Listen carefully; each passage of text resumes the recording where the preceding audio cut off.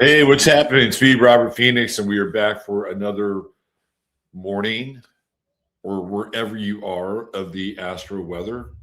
And I am glad to be here. I'm glad you're here as well. It is an affirmation that we're still here, which is not always a given. Not always a given as we find out in our advancing years, right? Don't mean to come off so morbid at the beginning, but hey, we realize life through the embrace of death. This is how it works.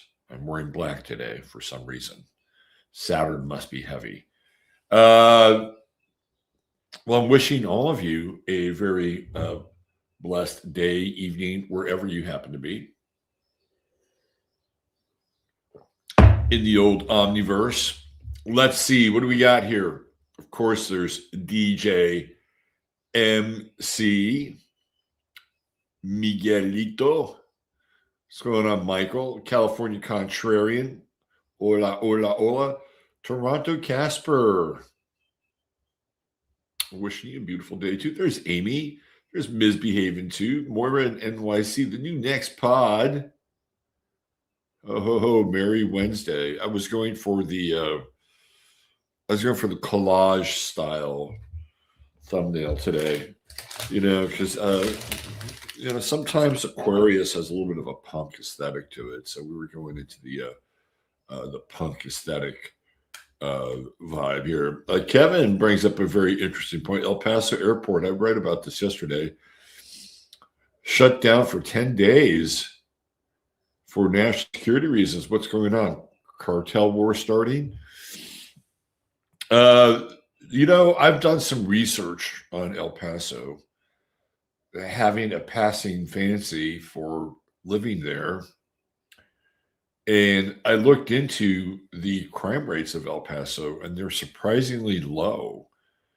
And it's because, and I've also looked into, so I'm kind of fascinated by cartels and gangs. Organized gangs, organized crime, how they come into being. I've been kind of dosing on a lot of documentary stuff on the Colombian cartels, the Medellin cartel, the Cali cartel, some of the players involved. I just find it really, really fascinating how these people come together and they're doing business just like any other business, right? Although their means of doing business clearly is a lot more extreme than other businesses. But one of the things, and this was a while ago, I sat through about a 90-minute interview of a guy who was an American who was about as close to, I think it might have been Sinaloa, the Sinaloa cartel, than most Americans. And he broke down the cartel structure. And one of the things that he said was all the cartels were adamant that they would not go out of their way to cause any violence towards Americans. Like that was a really big thing that all these cartels agreed upon because they didn't want the United States government down their neck and having to deal with extradition, which was what the Colombians were terrified about. Because the Colombian government had an extradition law with the United States back in the Pablo Escobar days. And one of the things that Pablo Escobar did is that he surrendered to the Colombian government, but they had to rewrite the extradition laws so he couldn't be extradited to the United States. He also built his own prison, which was not really a prison. It was more like a sanctuary. But the reason I'm sharing this with you is that there is a misconception. I'm not promoting the cartels by any means, but there's a misconception that the cartels, other than the drug part, which is damaging enough, that they wage war on Americans in a violent way, and they don't, because they don't want the heat. And the other thing I learned about the cartels is that the actual working members of the cartels in the US are far less than you would think. They maybe have, and again, you have to understand that these are major operations, and there are 3 major cartels in Mexico that are running the drug trade, and lots of individuals involved. But I think based on the totality of all 3 of these cartels, there may be about 500 people total between all 3 of them in the US that run these operations. So it's skeletal crew, and most of them are Mexican nationals, and they may have a few Mexican Americans who are tied to those Mexican nationals, and a few gringos, but not many gringos. This is a very insulated group. So bringing this all back to El Paso, if there was something happening, it would be kind of a strike first operation from El Paso to Juarez, which is a major drug hub. So it's interesting. 10 days is a long time for an airport to be down, especially one like El Paso, because it's a pretty big airport. And if you wanted to get to that part of the world, you'd have to divert to Albuquerque, which by air isn't that far. But if you had to do car travel, it's certainly more inconvenient. We'll keep our eyes on that. Thanks, Kev, for bringing that up. Let's see, who else do we have here? One Bill Smith. What's going on, Bill Smith? There she is, the lovely and talented one. Oh, Barbara Boots is here. You know, I happen to be friends. Some of you probably didn't know this, but I actually happen to be friends with Donald Trump. I haven't shared this with you. It's not something I brag about very much. But I was talking with Trump the other day, and I had mentioned, I don't know how it came up. We were talking about dogs, and I mentioned Barbara's dog Anki, and Donald Trump. I was talking to Trump about Anki, and he sent me this video message. It was really interesting, and it was. I didn't realize that Trump had such an interest in dogs, and this is what he sent me right here. This was his commentary about Enki.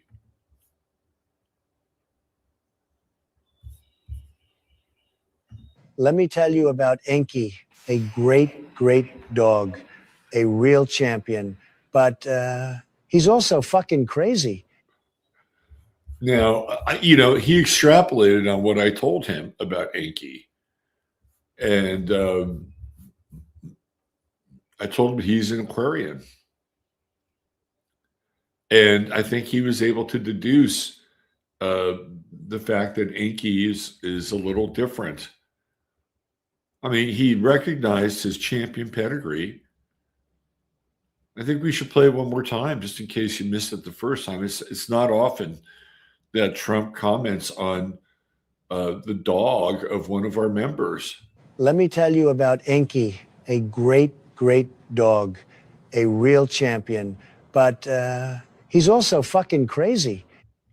Now, I hope that Barbara took that in the spirit of Trump having a sense of humor. Let's put it that way. Apparently, Army Aviation units didn't even have warning. The recordings of planes being told about it. Funny stuff. You always want to, spring the attack on them by surprise. David Flores, what's happening, David? Lynette Jardine, Mad Maxine is here. Beth Berry. We got Georgia Ruth. Hi, Georgia Ruth. By the way, if you're Brenham, Texas, and you're looking for some personal training, that's your gal right there, Georgia Ruth. The new trend in social media is the Epstein deniers. It's not important. Blaming the parents and the kids now. Ooh. That's not good. Sandra Wells. What's happening, Sandra Wells? There he is, Thor by the door. There's Steve. Finished Sunday Astro Live from last Sunday, finally, and it was a fantastic show. Well, thank you, Vaporwave. I appreciate that. Maya Rose from Mexico. You got a Kathy Steen sighting. Hope you're staying warm up there, Kathy. Pluto Wilson. Hi, back at you, Pluto. Sarah E. Caleb is here. Michelle Renee. Lana Winkler. Jay Schaefer. We got a Jay Schaefer site. What's up, Jay? Maybe I should ask Trump about your dogs next time. Cat 15, my disco name. We got to have a disco name. Fran Santelli. What's up, Fran? Good to see you. I used to live there. It's extremely safe, or it was. Yeah, I mean the the rumor that El Paso is dangerous is a rumor. We got Janine. Hi, Janine. Another Arizona habitat. Let's see. Neil Smith from Wisconsin. Morning, Neil. Liddy Lou. Hi, all. What happened? I just got here. To the 10-day closure as quickly as it was issued. I guess all good. All good on the Western Front in El Paso. Esperanza Venstaro. Lisa Ann White. Let's make it another wonderful day. I love it. Thank you, at TD. Let's see. Josie's Jazzy Junk. Robert El Gringo Phoenix. That's right, man. I need my own cartel. You got to do bad stuff, though. I mean, it's just it's part of the business. You just got it. I don't think I'd have the heart. I don't know. I'd really have to test my inner psychopath. Scrubbies is here doing a little name check. What's up, Scrubbies? Good to see you. This is AI. Hey, come on now. Do you think I would resort to AI? Yeah. I'm glad you got a little bit of a kick out of it. Hilarious, funniest president ever. Robert and the Don, who knew? Oh, well, guess what? It goes beyond that. He even has a commentary about me and my astrology. Believe it or not, we have an astrological connection as well.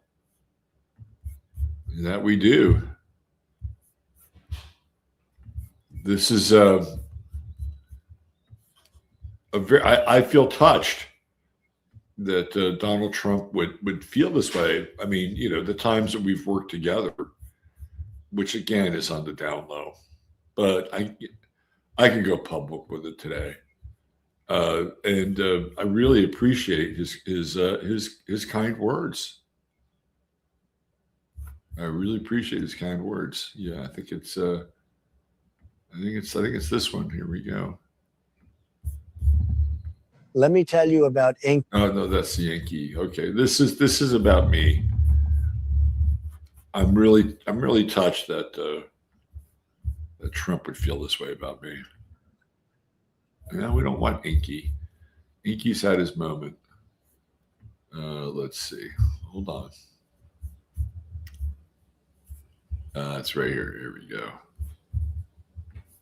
Right there. Okay. This is Donald Trump sharing his personal experience with me as an astrologer. I was flabbergasted that he would do that.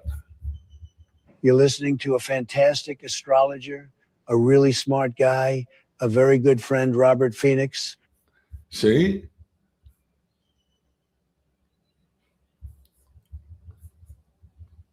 And you know what I did here? It's like I had to cover for him a little bit. So I turned his original video into an AI because maybe he didn't really want it. So it's really a direct message to me disguised as AI. You're listening to a fantastic astrologer, a really smart guy, a very good friend, Robert Phoenix. There you go. Trump knows his astrologers. Got to tell you. Funniest president ever. Robert and the Don. Who knew? Now you know. Now you know. Jam Chloe. What's up, Jam Chloe? Oh my God, that was hilarious. Yeah, I sent that to you last night. Did you not see that yet? Let's see. Who else do we have here? The Don, likely you would say you're a fucking great astrologer. How? You were on it. You were on it, TD. Let's see. Love it. Funny. Okay, so in the spirit of such tomfoolery, I should probably do this now. I gotta do this. I'm gonna put the link for today's 15 minutes in chat here because I have decoded Bad Bunny and Bad Bunny's performance at the Super Bowl. And my decode is unlike anybody else's. What you're going to hear is a completely different, fresh, unique take on Bad Bunny and what went down in Santa Clara on Sunday. You don't want to miss it. Okay. Shall we start talking astrology? Sometimes people are new here and they're like, what the fuck is this guy talking about? Will he get to the fucking astrology? Well, all it does is mention other people's names and fuck around. No, it's part of the process. What can I say? Let's see. Makeda, Soul of Sheba, what's happening?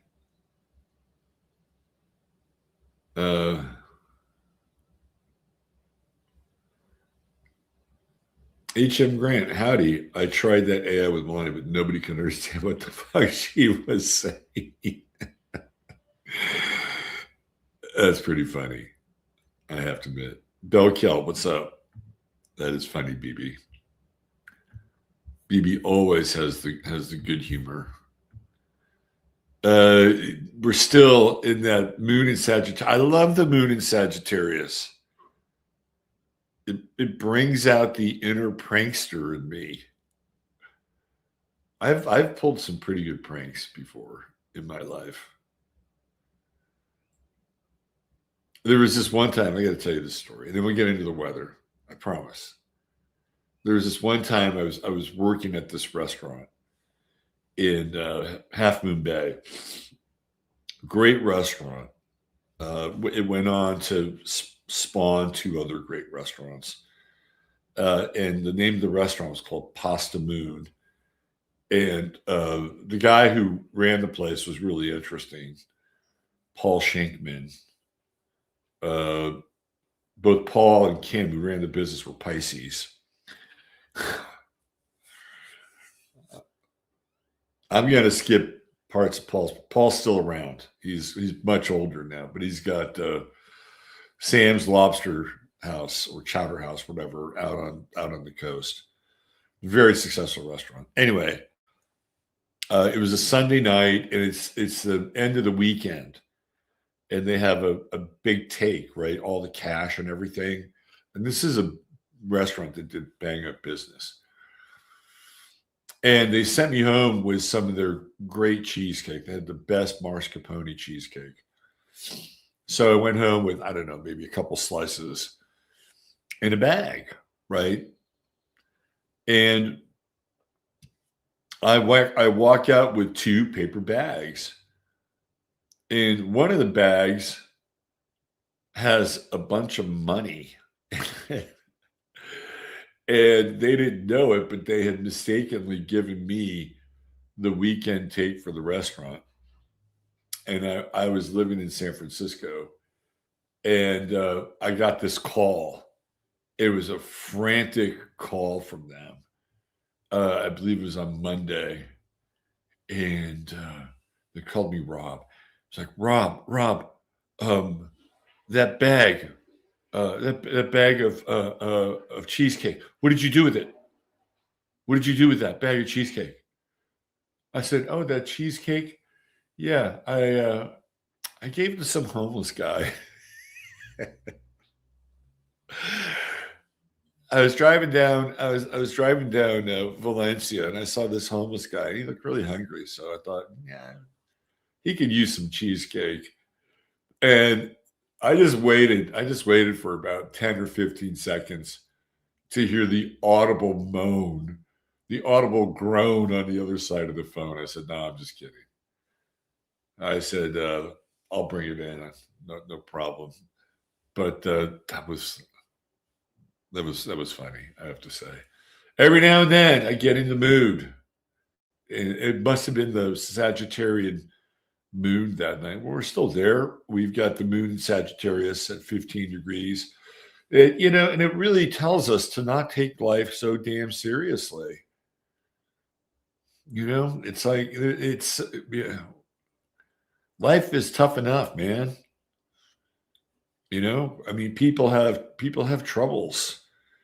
People got problems. We got first world problems. We got third world problems bleeding into first world problems. And it really helps to have a sense of humor and keep that about you. And this is the Sag moon.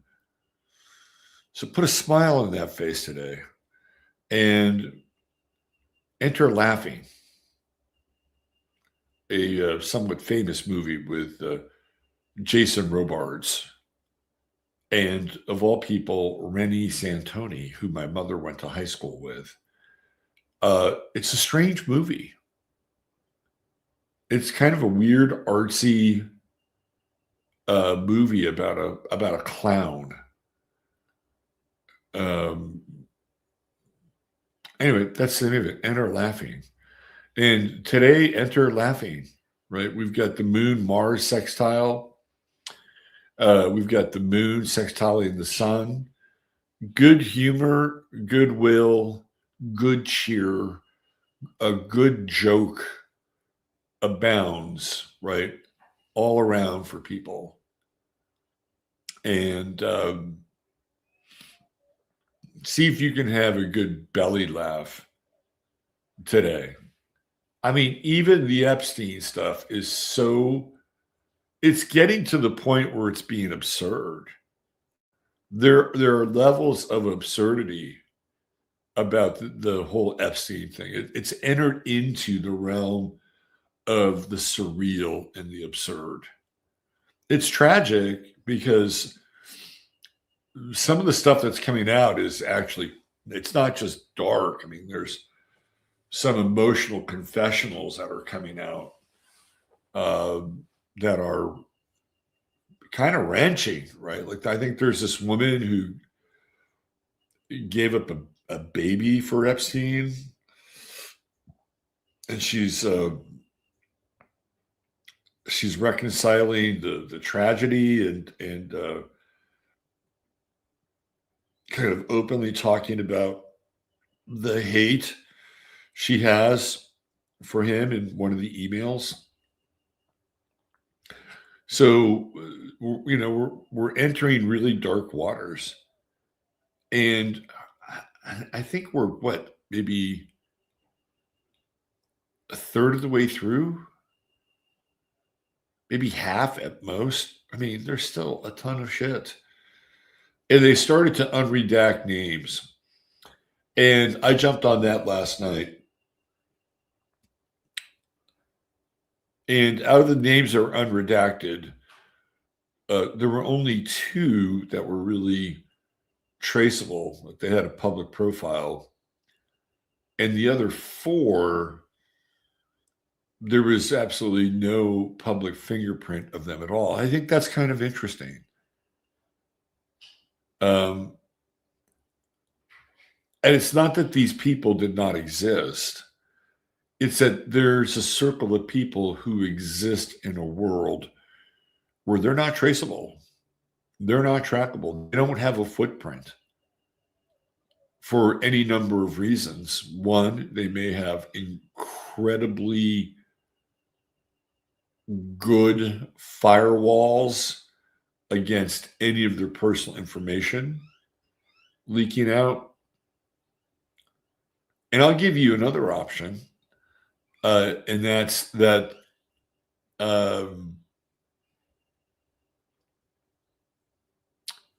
they don't exist in the same way that other people exist.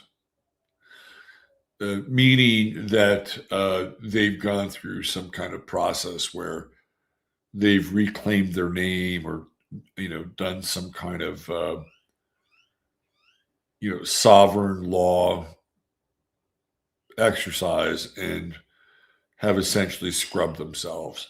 That's possible. The other possibility is that they're so deeply embedded in layers of Black family nobility that you'll never know who they are anyway. So I find the names that you can't trace anything in some ways more interesting than the ones that you can. Anyway, it's kind of it's getting harder to have some humor around the Epstein stuff because the waters are getting very dark here. But for you today, as you watch this, because you're here for the astrology, good humor is the best medicine. It is the absolute best medicine. And today's a glass half full today. It's a glass half full today. Where are we with the sun? We're at 22. We're not quite in that tight square with Uranus. We're getting there, right? That's eclipse territory when the sun is at 29. So we're about 7 days away from that. And again, from an astrological perspective, it just feels like a lot more seismic shifting and seismic events are on their way. Right? Because this is the last time that we're going to have the sun in Aquarius squaring Uranus in Taurus, because next year when the sun is in Aquarius, Uranus will be in Gemini. So at the beginning of the ingress, we'll get some very interesting novelty, in that trine, but not this. So this is the last one, right? And I would probably pay attention to the day before the eclipse, when the sun is at 28 degrees.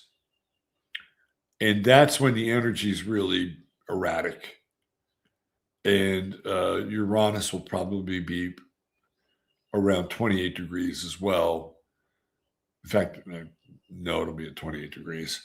So you have these 2 planets that are at the most, I think the 28th degree is the most volatile degree of the zodiac. And I've gone through this. And it's because it is the last gasp of that planet through that sign. And the energy is all over the place. It is like a supernova. And then 29 degrees, it goes dark. And then at 0 degrees, that dark star is reborn as a fully embodied planet in a new sign. And the energy is the most vibrant and fresh at the early degrees of that sign. So 28 is the number to pay attention to, and the day before the eclipse is the day to pay attention to.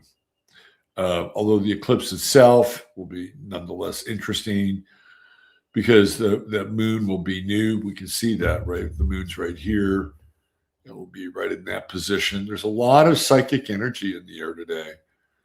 Venus, Pallas, Mercury, True Node, and they're all starting to move into this trine with Jupiter. And you can see in a lot of ways, like, and I'll just go on the record here. I'll make the connection that the Jupiter retrograde, in my estimation, would also be linked to, excuse me, the turn down in the metals and the crypto market, particularly in metals. And you wouldn't often like assign a value of silver or gold with the sign of Cancer. I mean, that would be much more in the realm of Taurus, but people have been holding on to silver for a very long time. It was a conservative hedge.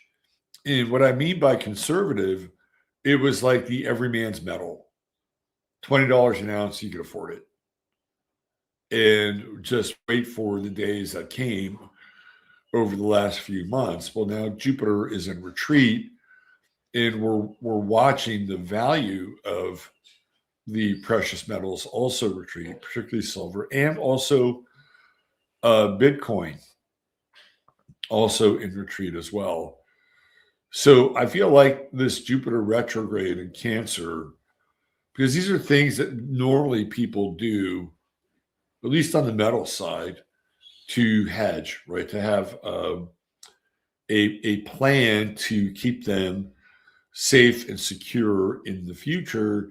And this is what Cancer is all about. It's all about safety and security, right? So when you have the retrograde part of it, it's like you're watching the gains get deflated, but don't worry, they'll come back up again. So for all of you silver folks out there, it will rise again. It'll rise again. Now, when we bring this armada of Pisces into the mix, if you have any desire to invest, I actually think this would be an interesting time. You want to wait a couple weeks, right? You want Venus to come into trine with Jupiter. And Mercury will also be in trine, but sort of separating because it's ahead of Venus by 6 degrees. And with investments, you want to have like workable models. You know, somebody brought this up about Epstein that I think is a really salient point. Like the Jeffrey Epstein of the 90s could not exist in today's investment marketplace, which is why Jeffrey Epstein was furiously investing in the brain trust at Zorro Ranch. Because Jeffrey Epstein existed in a world of connections, power, and influence. If you look at his record as a trader and investor, it's not great. He's much better as a socialite and fixer. I mean, that's his and convincing people. Jeffrey Epstein's a bit of a con man, and convincing people that he had these savant-like powers. And what he really was able to understand and figure out was how to hide money, because he understood the tax laws and where the tax havens were and how to access them. And that's where his genius in a lot of ways was, but wasn't always making money. But Jeffrey Epstein today would not be able to exist, because back in the 90s, it was who you knew. It was who you knew, who you could get on the phone with, who you could set up trades and arbitrages with. It was all like a world based on network and influence. And the reason I bring that up, there's a reason I bring that up. It's because of the potential for investing. And I want you to think about this. The potential for investing is usually very analytical. Like you look around and you say to yourself, for your purchase, well, if you really want to make, somewhere between 3 to 5% on your annual income, invest in Palantir. Well, that's a no fucking brainer, right? Oh, invest in Raytheon. No brainer, right? Those are easy. And that's all based on like just logical data. Pisces is not logical. Like Pisces is much more invested in nuance and feeling and vibes, right? Total vibes. So if you want to use those qualities to invest in as they move into alignment with Jupiter, I think that that's an interesting strategy, right? You have a feeling about something. I have a feeling about the market, or I have a feeling about silver. Maybe during the dip, this is a time for me to get back into it, right? This is not necessarily a logical process. Now, here's what I will say is that for a while, oil companies and oil stocks were relegated to much more weaker positions, because green energy and renewables were just much sexier. That said, things like coal and petroleum and gas are going to be much more in demand because of the AI centers.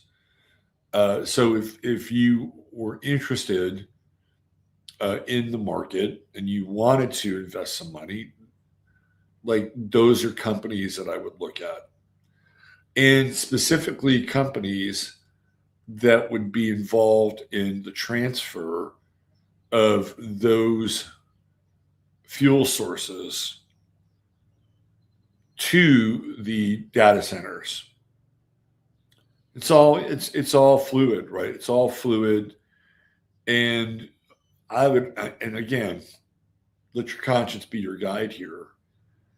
But anything related to water is going to be a really solid investment right now. And it's like, do I really want to invest in the exploitation of water? Again, let your conscience be your guide, right?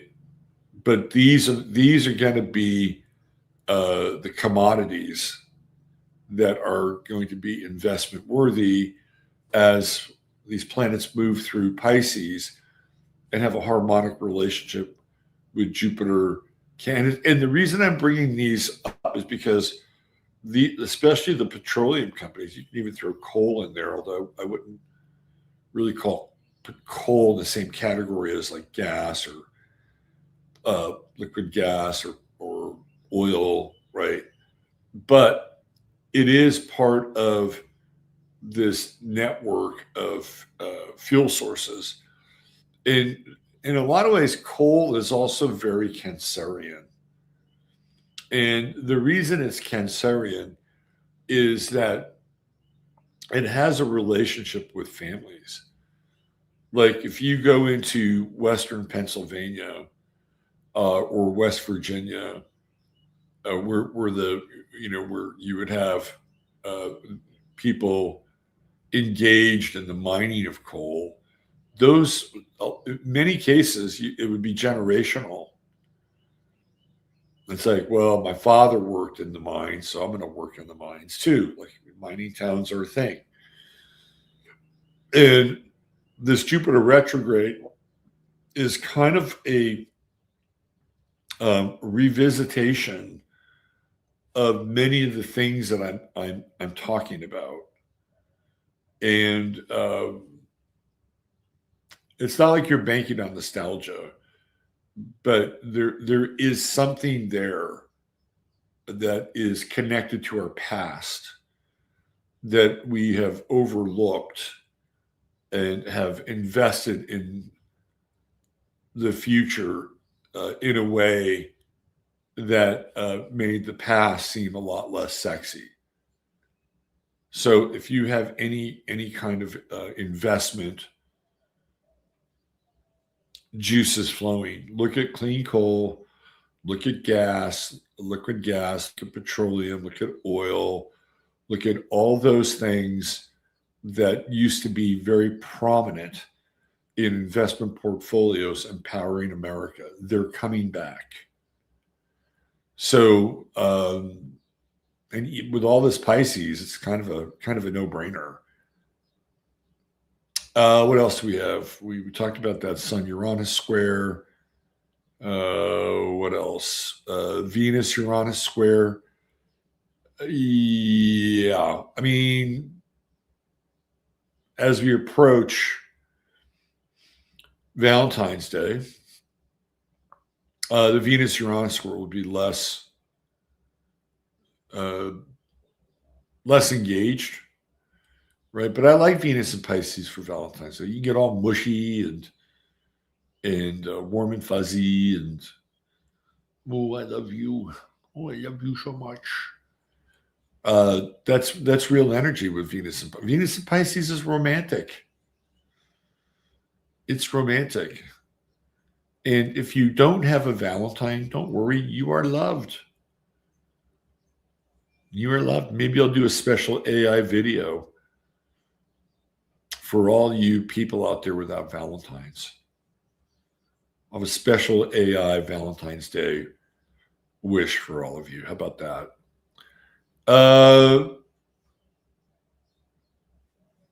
One more thing here. Like, look at Saturn just petering out in Pisces, and that sextile with Uranus and the sextile with Pluto. Don't give up on your ideas or projects. Don't give up on them.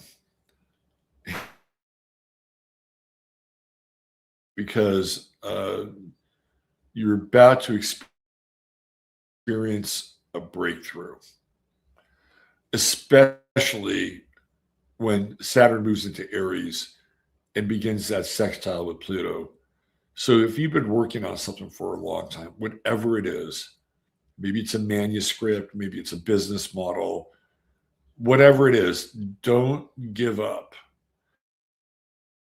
And this energy over the last couple of weeks with Saturn sextile and Uranus is really good for innovations and being able to make adjustments to whatever project you've been working on. Sometimes it's good to put things down, back, and see it from a different light. The true node has moved into the Piscean decan. it's right there at 9 degrees. So we're winding down with the true node in Pisces and getting ready for it to move into Aquarius. Boy, oh boy, we're going to have Pluto in Aquarius and the true node in Aquarius. And if that doesn't smack of,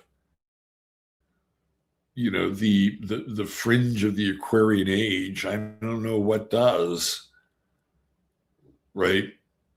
But it feels to me like that true node at the first decan is really soulful and in a lot of ways very wistful, because the times they are changing.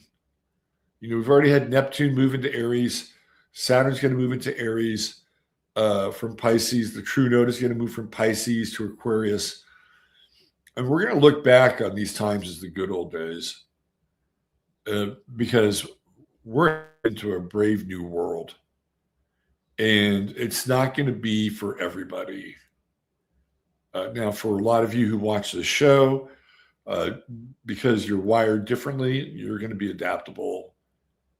And even with the most adaptable, we'll see some of our institutions that were beloved to us go away.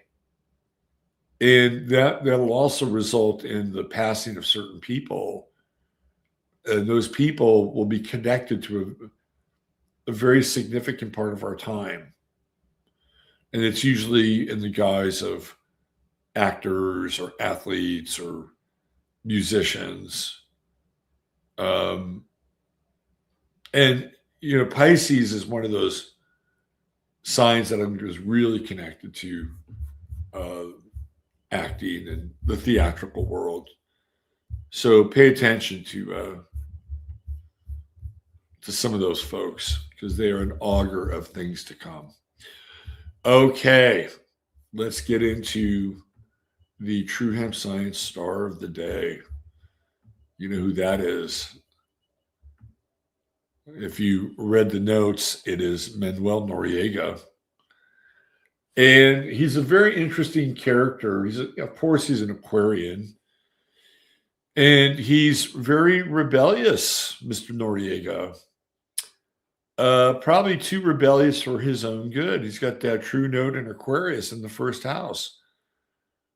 He's not just content to be a Capricorn rising and aspire towards power. No, not him. He's got to rattle the cages a little bit.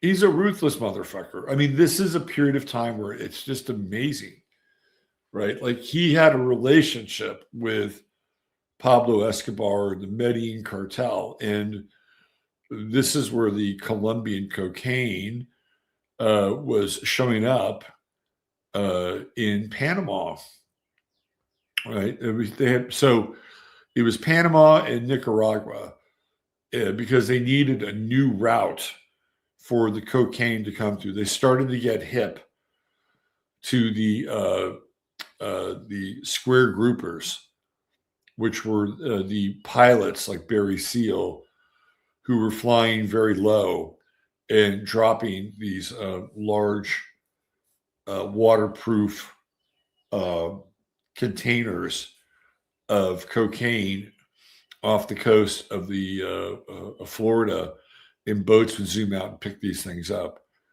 So they needed other areas of distribution, and Panama was one of them. And so Noriega gets involved in the cocaine trade. Then before he does that, he has to become president of Panama. And he was one of Omar Torrijos's generals. And Omar Torrijos was not a cocaine guy. He was a kind of very strict nationalist figure who did not put up with a lot of communist, socialist shenanigan bullshit, and did do deals with American multinational companies. corporations. And he dies in a helicopter crash or explosion, or there's something that goes wrong with the helicopter. And many people believe that Manuel Noriega was behind that, so that he could ascend to the position of the president of Mexico. I don't have a problem with that, right? Like, he's got Pluto on his descendant, which ultimately becomes his undoing. I mean, it feels to me like he's able to channel that sociopathic energy to knock off somebody who he's in a partnership with.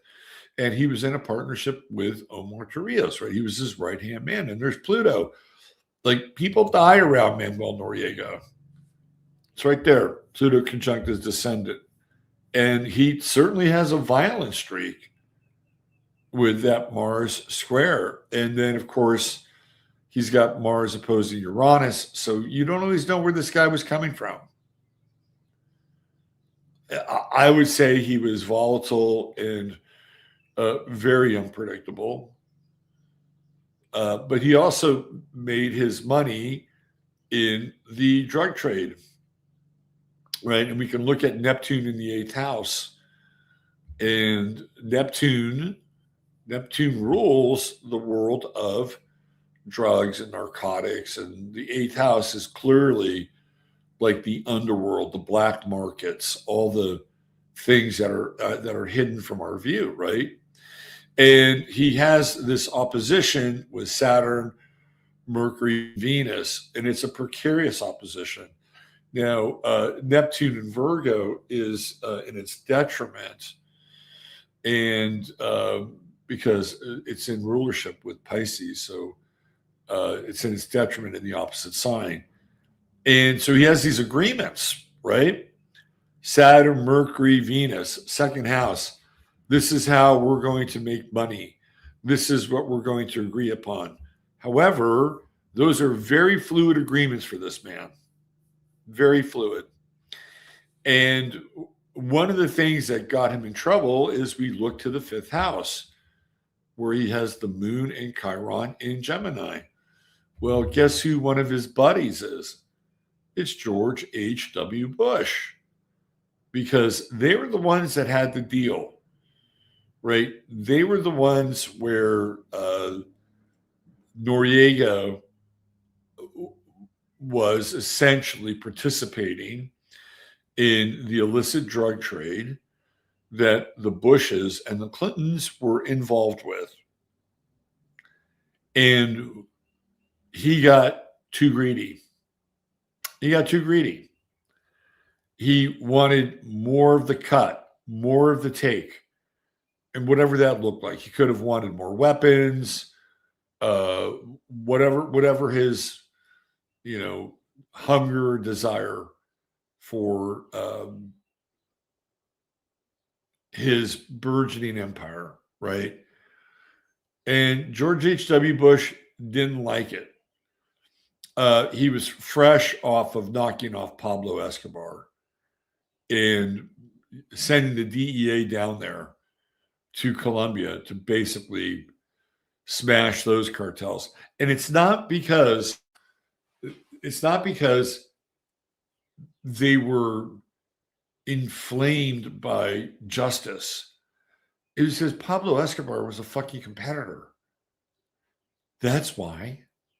And Manuel Noriega was ultimately going from business partner to quite possibly a competitor on his own. And that wasn't going to fly. So what did they do? They went in, and very similar to Maduro, they extracted him. And I think what's interesting is he hung out in a Catholic church for about 3 or 4 weeks. And because it was like, no, you're not going to come in here and storm this church. And then eventually he negotiated his surrender and came out. And again, I feel like that's very Neptune in the 8th house. And again, negotiating with Saturn, Mercury, Venus down there in the 2nd. And he winds up spending the rest of his life in a supermax prison. And if you look at those transits, right? I believe it starts off with let's see, Bush is president, so Pluto is in Scorpio. All right, it's in Scorpio. And he does spend a fair amount of time in that prison also with Pluto and Capricorn. I believe he dies in prison. And he's in a supermax with Woody Harrelson's dad and Ted Kaczynski and Terry, what's his name, from the Oklahoma City bombings. It's like a veritable who's who of famous criminals. I believe is it Granite Bay? It's the one in Colorado. It's the supermax in Colorado. But the other thing too is like, look at Jupiter and Scorpio in his 10th house. Right? Again, Scorpio is the underworld. Scorpio is doing things that can be considered illicit or illegal or verboten, right? And he's got that square with the sun, which becomes ultimately his undoing. If he just played along and been a good criminal, a good second banana to George Bush, he would have been just fine. But he was too big for his small britches. And there he is in Miami. And that is his mugshot. I mean, I think you can definitely see the guy in the chart. And it's really that Mars-Pluto square. He's willing to do anything. Anything. And there's an impulsivity to him too, with that Mars-Uranus opposition. All right, there's your True Hemp Science story today. And remember, True Hemp Science is your one-stop shop for all things CBD, especially sleep gummies. For those of you who find it difficult to nod off at night, the sleep gummies, there's also a version of the sleep gummies in the tincture mode, which you can add to your nighttime tea. Let's say you had a little chamomile tea and you want a little sleep gummy to go along with it. You could do that. There's also a number of tinctures there for your overall body maintenance, body, mind, spirit. And if you spend $100 more, type in 15MINS and you will get the goodie bag on top of your order. And with that, we have reached the end of another Astro Weather. Thank you, everybody, for being here. Chattaria, you're the best. Mods, thank you for maintaining the order in that raucous Wild West chat room. And that's it for today. God bless. Love you all. Take care. Bye for now. See you over on the 15-minute side. Bye for now.